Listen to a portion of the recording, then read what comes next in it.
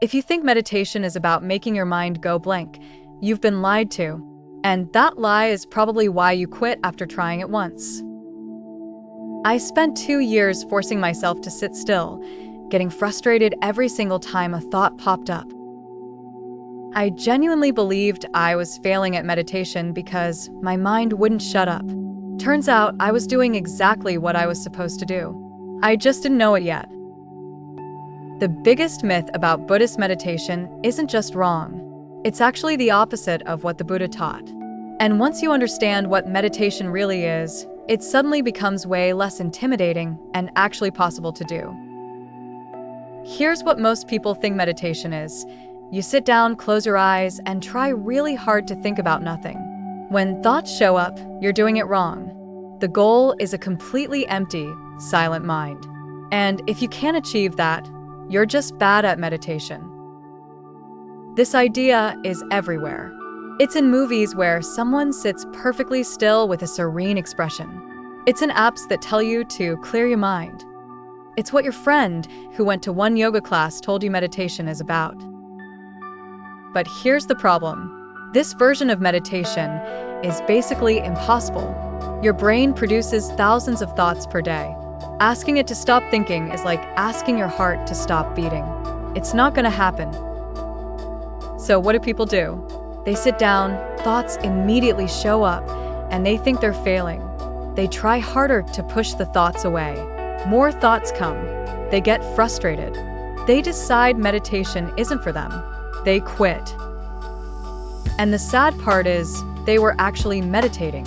They just didn't realize it. Let me tell you what the Buddha actually said about thoughts during meditation. In the early Buddhist texts, he never once tells people to have zero thoughts. Not once. Instead, he talks about noticing thoughts, observing thoughts, understanding thoughts. He describes meditation more like watching clouds pass by in the sky, not like trying to remove the sky entirely. There's this text called the Satipatthana Sutta, which is basically the instruction manual for Buddhist meditation. In it, the Buddha says to observe your mind and simply note when thoughts are present. That's it. He doesn't say make them go away. He says know that they're there. Think about that. The core meditation text in Buddhism tells you to notice your thoughts, not delete them. So where did this empty mind idea come from? Partly from bad translations. The Pali word sanatta gets translated as emptiness, and people assume that means empty of thoughts. But it actually means empty of self, empty of permanence. It's a philosophical concept, not a description of your mental experience during meditation. The other part comes from people misunderstanding what advanced meditators experience. Yes, there are very deep states of meditation where thinking slows down dramatically. But those come after years of practice. They're not the starting point. They're not even the main point. It's like assuming that running means running a 4-minute mile. That's something some runners can do after intense training. But running itself just means moving your legs faster than walking. You don't need to be an Olympic athlete to go for a jog. So, what is Buddhist meditation actually about? It's about awareness. It's about paying attention to what's happening right now, including your thoughts. Here's a better way to think about it. Your mind is like a river. Thoughts are the water flowing through it. Meditation isn't about stopping the river. It's about sitting on the riverbank and watching the water flow by, instead of being swept away by the current. When you're not meditating, you're in the river. A thought pops up and you're immediately riding it downstream. You think about what you need to buy at the grocery store, and suddenly you're planning dinner, remembering that time you burned the chicken. Thinking about calling your mom, wondering if she's mad at you about something, getting anxious about family drama. One thought turns into 50, and you didn't even notice it happening. Meditation is stepping out of the river. You sit down, and a thought about groceries appears. But this time you notice it. You see it as a thought. You don't follow it downstream. You just watch it float by. Then another thought comes. You notice that one too. You're not trying to stop the river. You're just not drowning in it anymore. This changes everything about how you approach meditation. You're not trying to achieve some special state of mental silence. You're just practicing noticing, and you can notice anything. Thoughts, sounds, body sensations, emotions. It all counts. What if your meditation didn't start with effort, but with your brain already calm? Many people struggle with meditation not because they lack discipline, but because the mind is already too noisy before they even close their eyes.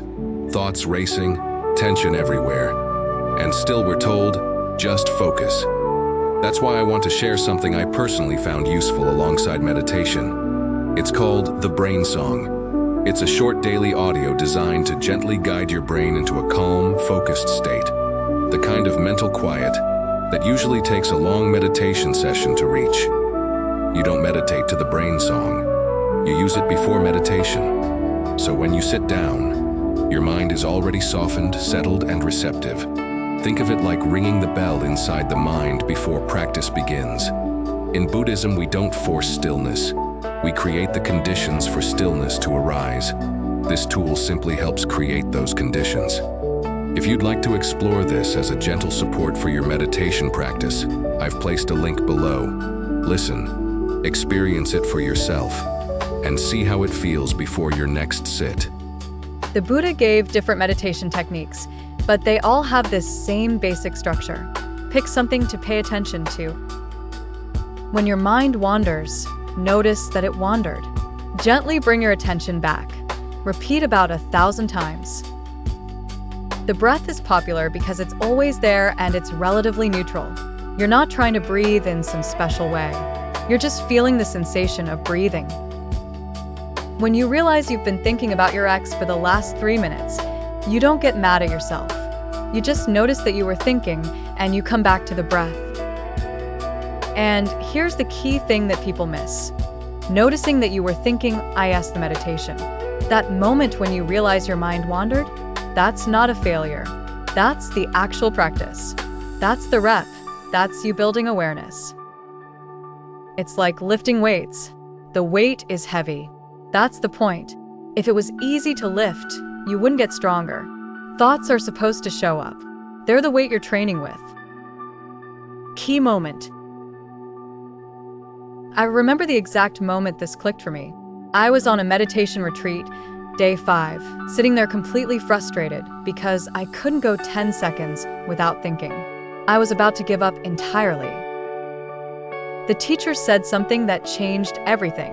She said, "You've noticed your mind wandering about 100 times in the last 20 minutes. Do you realize that means you've successfully practiced awareness 100 times? You're not failing. You're succeeding 100 times in 20 minutes."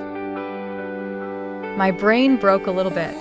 I had been counting every wandering thought as a failure.